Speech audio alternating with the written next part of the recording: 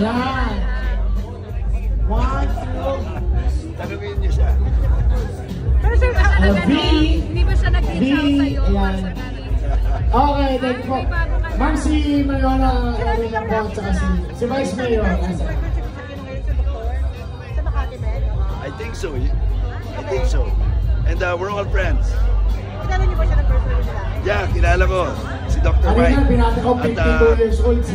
Sometime in 2023, nung magkasama pa kami ni Chris, Picture lang po tayo ni Vice. pinaasikaso at pinaalaga niya ako kay Dr. Mike para sumailalim sa isang executive check-up sa Makati Medical Center. Matagal na siya nakilala, sir. Well, nakilala ko siya through Chris at nakilala ko siya nung nasa Amerika kami.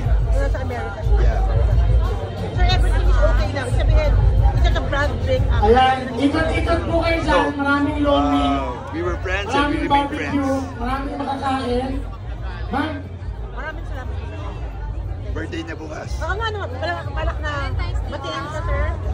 Wala kayong balak na batiin siya. Well, of course, I wish and pray for her speedy recovery. I always hope for good health, happiness, and harmony for Chris and her boys, her sons, and her family. paunahin muna natin sila, Mayor. Ayan.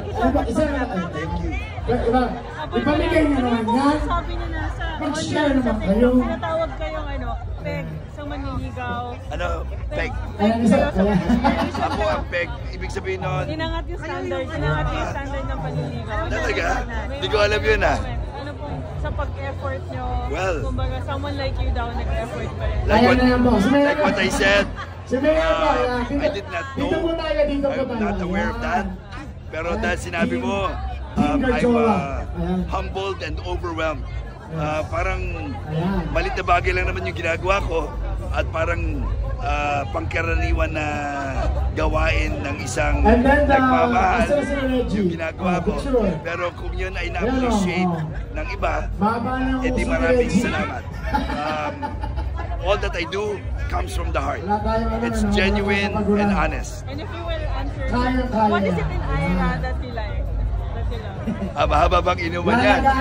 But from day one, we connected well. I felt the spark, and I'm happy where I am right now. We're having fun. We have a healthy, happy, and harmonious relationship this last 6 months, going 7. So, kamusta bang Valentine's Day bukas? Yeah, I'm taking Ira out for dinner in Hong Kong. Yes. So after ng mga kasalang bayan at iba pang mga Valentine's ganap dito sa Batangas, we're leaving for Hong Kong in time for dinner. Thank you. Ayan.